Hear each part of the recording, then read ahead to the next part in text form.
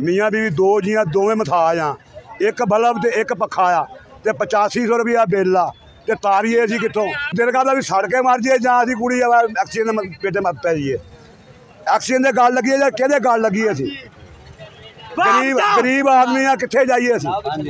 आ 75-75 bill chief के घर जां एक्सीडेंट के घर बिल आउंदा इन्ना, जां किसी बाप दे मुलाजम के घर भी इन्ना बिल आउंदा। वेला मैं दिहाड़ी करना 700 रुपया दिहाड़ी राजा मगर करना, 700 रुपया दिहाड़ी करना राजा मगर तम्बाकू पीना बिल 75,000 रुपया अगे 300 आउंदा ही 400 आउंदा ही, एक पक्का देखदा भला वा डरदा तो मैं जनानी के लागे नहीं जाता भी नहाना ना पै जाए। आहो डरदा जनानी नहीं छेड़दा भी नहाना ना पै जाए, बिल कितों तारूंगा? गरीब आदमी आ, ये एक्सीडेंट होनी 3-3 मंजे डोंदे एक अंदर, 4-4 एसी चलते बिल आउंदा। मैं कहना चाहता भी गरीबां ते शफकत करन। बिल आया जी 9,764 रुपये जी, पहले आंदा 2500 रुपया 2600 रुपया बिल आंदा जी।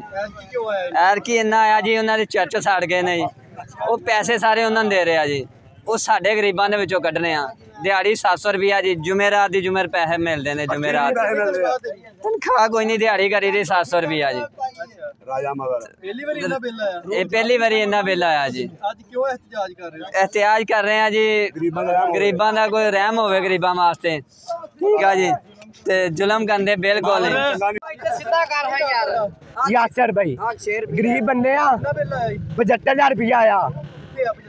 आ देखो आवाज साफ कर दो, उन्होंने पता लगे 72,000 रुपया आया। एक टोका सिर्फ हैगा, एक टोका एक पंप आ। इन्हां साइयां दी कसम साडे गरीबां तो करनी आ, किन्हां ने 22 लाख दिता, साडे करना ना 22 लाख ते कन्ना ने दस्से। पहली बारी इन्ना बिल आया, अगे ना 4,000 5,000 ना 75,000 रुपया इस बारी बिल आया। इन्हां साडे कोल कसर करनी है, दसो ना गरीबां नूं मार देण। अगर और की गल है कि मार देण नहाना नहर से कपड़े दोपहर से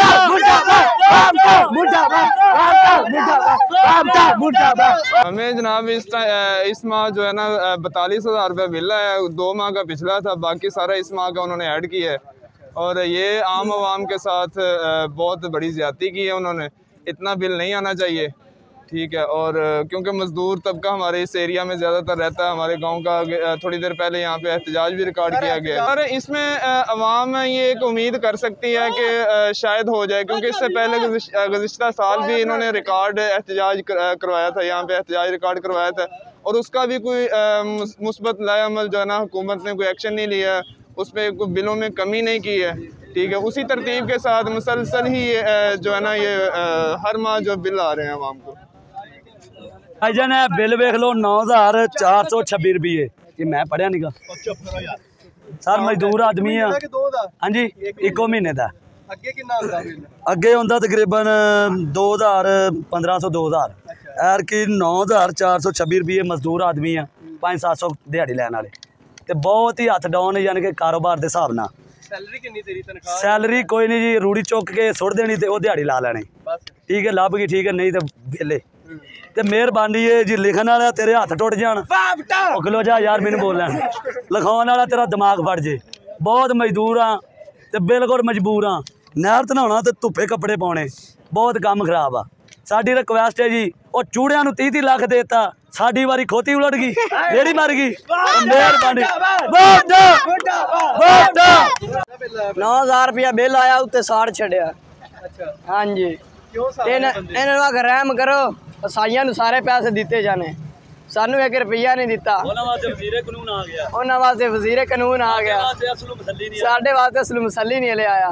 जे ना करो रहम करो, एक लैटरीन चलदी, एक पक्खा चलदा ते एक फ्रिज चलदी, मतलब वो जेडे सड़ गए ने, ते ना करो कोई रहम करो ते बिल थोड़े कर लो।